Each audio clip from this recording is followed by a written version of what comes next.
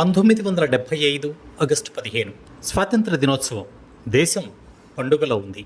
కానీ అదే రోజు ముంబైలోని మినర్వా థియేటర్లో ప్రేక్షకులు చూసింది మరో విప్లవం. అది రాజకీయ విప్లవం కాదు, అది సినీ విప్లవం. పేరు షోలే.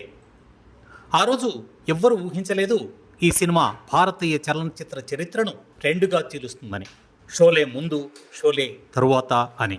షోలే వెనుక ఉన్న కలల కనిపించే జంట సలీం జావేద్. వాళ్ళు ఒక ఇండియన్ వెస్టర్న్ అంటే కౌబాయ్ స్టైల్ యాక్షన్, కానీ భారతీయ హృదయానికి దగ్గరైన కథ రాయాలని అనుకున్నారు. హాలీవుడ్ సినిమాలు సెవెన్ సమురాయ్, మ్యాగ్నిఫిసెంట్ సెవెన్ నుంచి స్ఫూర్తి తీసుకొని రామ్గఢ్ అనే కల్పిత గ్రామంలో బలహీనులను రక్షించే ఇద్దరు నేరస్తుల కథగా ఇది రూపుదిద్దుకుంది. డైరెక్టర్ రమేష్ సిప్పి ఈ కథను విన్న వెంటనే ఇది నేను తీయాల్సిందే అని నిర్ణయించుకున్నారు. మొదటి నుంచే ఇది చిన్న బడ్జెట్ సినిమా కాదు. అప్పుడు దాదాపు 3 కోట్ల రూపాయల బడ్జెట్లో భారతీయ సినిమాకు అతి పెద్ద ప్రాజెక్టుగా స్టార్ట్ అయింది. జై, వీరు పాత్రలకు మొదటగా శశి కపూర్, ధర్మేంద్రని అనుకున్నారు. కానీ చివరికి అమితాబ్ బచ్చన్, ధర్మేంద్ర ఫిక్స్ అయ్యారు.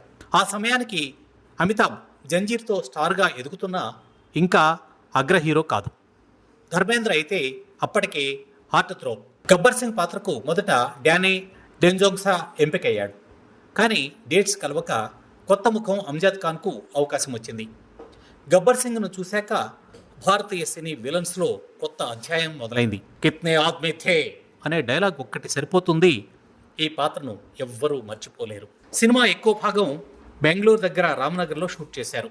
అప్పట్లో అక్కడే ప్రత్యేకంగా రామ్గఢ్ గ్రామం నిర్మించారు. ఆ సెట్స్ దాదాపు 2 సంవత్సరాల పాటు అలాగే ఉంచారు. ఆ సీన్లలో కనిపించే కొండలు, రాళ్ళు ఇవి ఈరోజు కూడా పర్యాటక ఆకర్షణ. ఒక్క క్లైమాక్స్ ఫైట్ షూట్కి 40 రోజుల సమయం పట్టింది. ఒక్కో సీన్కి రమేష్ సిప్పి 20 నుంచి 25 టేకులు తీసేవాడు. అప్పట్లో ఇది అసాధారణం. సినిమా విడుదలైన మొదటి వారం కలెక్షన్స్ అంత గొప్పగా ఏమీ లేవు. కొన్ని పత్రికలు ఫ్లాప్ అని కూడా రాశాయి. కానీ వారం తర్వాత మౌత్ పబ్లిసిటీ దానిని పూర్తిగా మార్చేసింది. మినర్వా థియేటర్లో టికెట్లు బ్లాక్లో 50 రూపాయలకు అమ్ముడయ్యాయి. ఇది 1975లో ఒక చిన్న బంగారు ఉంగరం ధరతో సమానం. షోలే 5 సంవత్సరాల పాటు ముంబై మినర్వా థియేటర్లో ఆడింది. మొత్తం కలెక్షన్ అప్పట్లో 30 కోట్లకు పైగా. ఈరోజు విలువలో సుమారు 700 నుంచి 800 కోట్ల రూపాయలకు సమానం. 1995లో మళ్ళీ రిలీజ్ చేసిన హౌస్ఫుల్ షోలు. గబ్బర్ సింగ్ అనే పేరు ఇండియన్ పాప్ కల్చర్లో శాశ్వతంగా ముద్రించబడింది.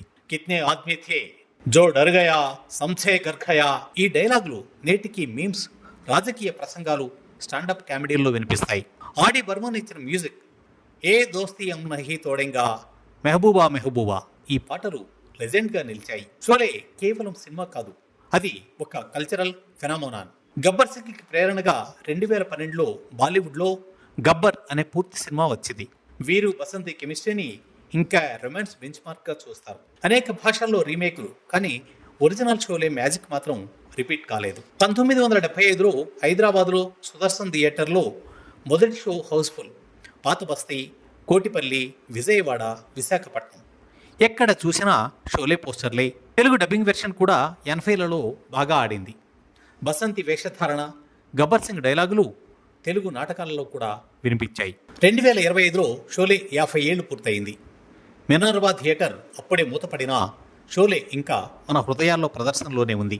ఓటీటీ, యూట్యూబ్, రీరన్స్, కొత్త తరం కూడా దీన్ని చూసి అదే ఉత్సాహంతో ఫీల్ అవుతోంది. షోలే కేవలం సినిమా కాదు, అది స్నేహం, ధైర్యం, న్యాయం, ప్రతీకారం అన్నింటి కలయిక.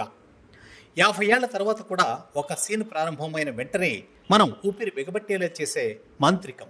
ఏ దోస్తీ హమ్ నహీ తోడేంగా, ఈ పాట మాదిరిగానే షోలేతో మన బంధం కూడా ఎప్పటికీ విడిపోని బంధమే.